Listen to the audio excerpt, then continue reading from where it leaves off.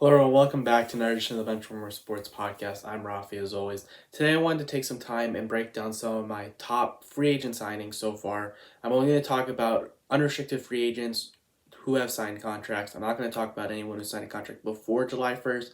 So, people like Ivan Barbashev, for example, Jesper Bratt, I'm not going to talk about them in this video. But I still wanted to at least acknowledge them right now and just say that I really like those contracts. So I want to take some time, break down 5 contracts that I think are really good, 5 contracts that I think are really bad. So be sure to let me know, do you guys like these contracts? Do you not like these contracts? Or are contracts even better than the ones that I'm talking about? Or are the contracts even worse than the ones that I'm talking about?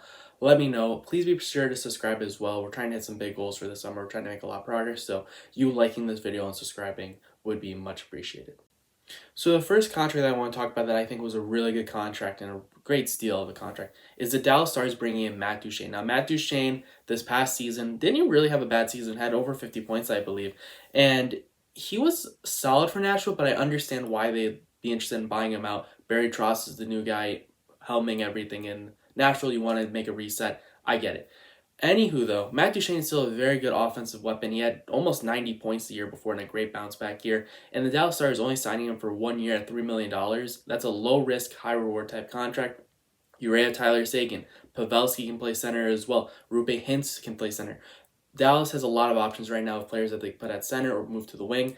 Duchene, even as your third line center, is absolutely remarkable, and he's over 50% from the faceoff dot over the past couple years and so far in his career. So overall, I really like the signing for the Dallas Stars. Again, very low budget. His defense is kind of lacking, but you have guys who can cover his defensive game in Joe Pavelski, for example. So I think Matt Duchene being on a line with Jamie Benn and Tyler Seguin, I think that could really work really well for Dallas. So I really like this contract.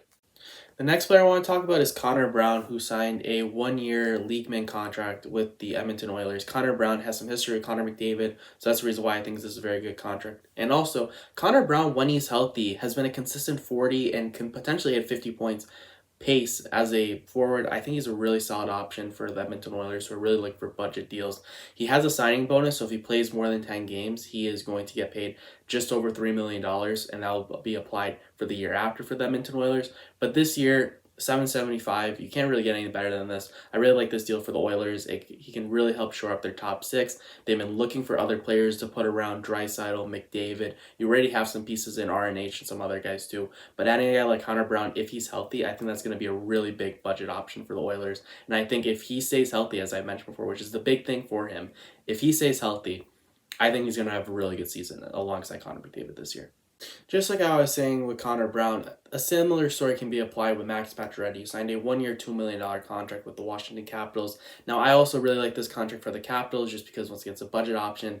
There's a potential where if Max Pacioretty meets his bonus requirements, he will get paid $2 more million, which will be applied in the following season.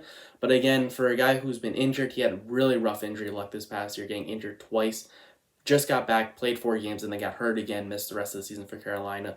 But I still think he's a potential great option for the Washington Capitals, who are, again, looking for budget options, looking to get back into a playoff spot. He's still really good offensively. The past couple of years, he was almost a point a game. He did play 40 games the year before this past year, but he was point per game. The past couple seasons, he's been 50, 60 points. Obviously brings that leadership as well as the ex-captain of the Montreal Canadiens. So I really like the signing for the Washington Capitals just to shore up their top 6. And again, if he can stay healthy, I think this is definitely going to be one of the bargain contracts looking back on this past free agency.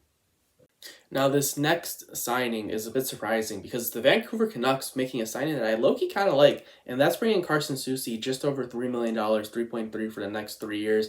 He's 29 years old. He can play both sides, either left defense or right side, so he has that flexibility. He's a third pair guy who could slot in kind of as a fourth defenseman, but you normally like him as your fifth or sixth defenseman on your team.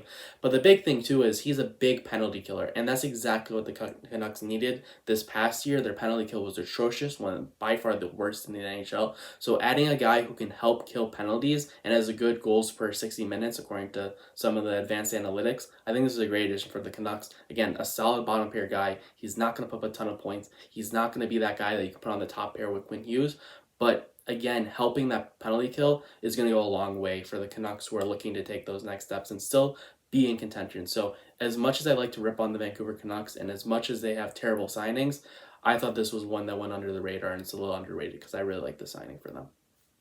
The next player I want to discuss was signed earlier this morning as I'm recording this on July 2nd, and that's Evan Rodrigue, who was signed to a 4-year contract at $3 million per year for the Florida Panthers. I think this is a great budget option for them. Evan Rodrigue is a guy who can easily put in 40 points and has the potential to get even 50 points in a season, maybe even 60, potentially depending on what line he's playing on with the Florida Panthers. He's a solid option. His advanced analytics are amazing. He has really high offensive advanced analytics. He has really good defensive advanced analytics. And he's a guy that I think slots in really well as a middle six forward. I think obviously you use Patrick Hornquist and you replace him now with Evan Rodrigue. I think this is a great move for the Florida Panthers, who are looking to continue to be a true playoff contender. Again, the past 2 seasons, he's been hovering around 40 points. I would not be shocked if he has 50 points or even maybe in 60 this next season with the Florida Panthers.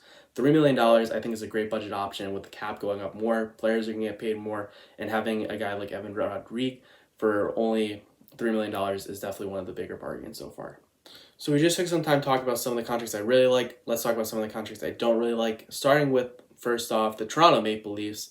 Brad Treliving is here. Summer of Brad continues for Toronto, and they bring in John Klingberg at just over $4 million for the next year. So again, it's not like it's a long-term deal, so that's not my problem with this contract. It's just the fact that the Toronto Maple Leafs, as a whole, needed shutdown demon. They needed a solid top four option that they could put and be that shutdown guy, aka Brett Pesce, who was available for them potentially to trade for. Maybe you trade William Nylander, get a ton in return for him. My problem with Klingberg in terms of the Toronto Maple Leafs is Klingberg is terrible defensively. He's not good at all. His advanced analytics is a 0% according to JFresh. 0%. I get it. You can use the eye test. I get it. He's solid offensively, but the Maple Leafs didn't need that kind of guy. If they needed an offensive defenseman, they could have just brought back Eric Gustin, who signed a 1-year $800K contract with the New York Rangers, which Loki's kind of an underrated signing.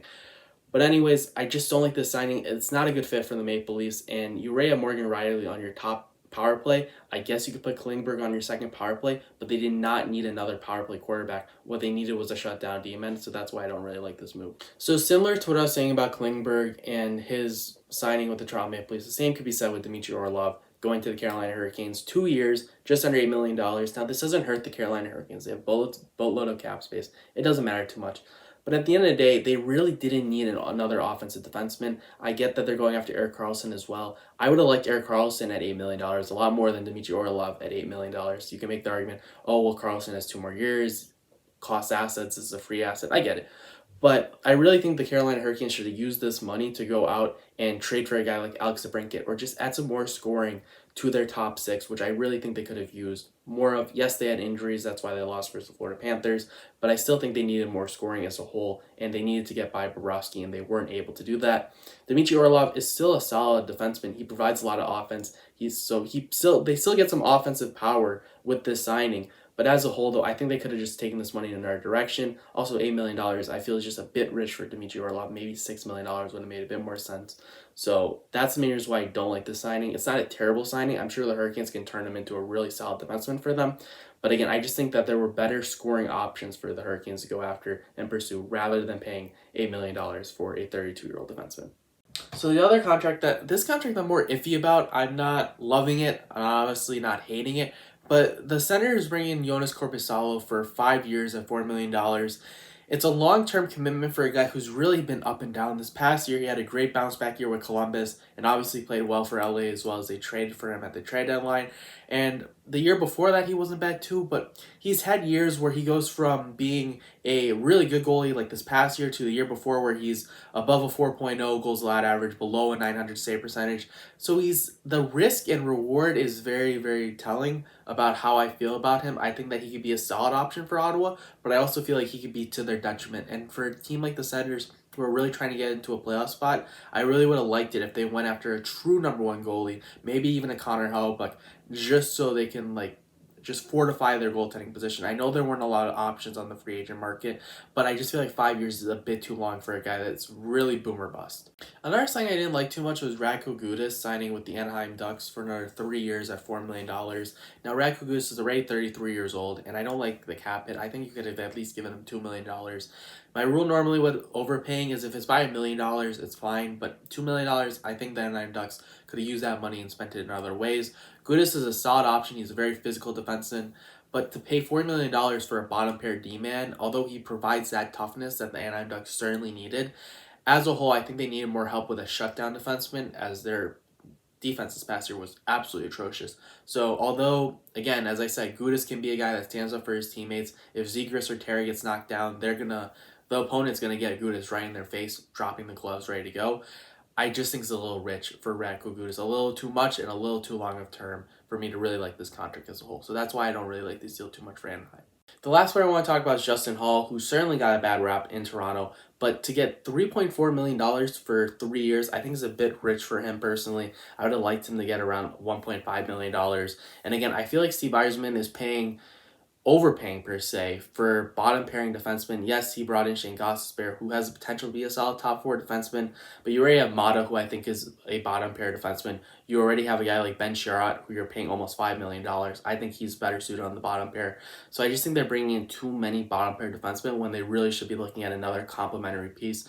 You have Wallman, you have Seider. Find another top four option and give them some term. Obviously, Brett Pesce is a guy that I already talked about prior with the Maple Leafs. I think that could have been a great trade acquisition by Steve Yzerman. I also think going after DeBrincat to bolster the top six would have also been really useful. The Red Wings are looking to take that next step, and I don't think Justin Hall really puts them over the top or really changes them in any other way. So that's the reason why I don't like that contract too much. Now, that's it for this video. Those are the 5 contracts that I really liked so far from free agency and 5 of the contracts that I didn't like so far. So let me know. Let me know if you guys think that I'm wrong about some of the players that I think signed great contracts. Let me know about the players that I think were on bad contracts, signed to bad contracts.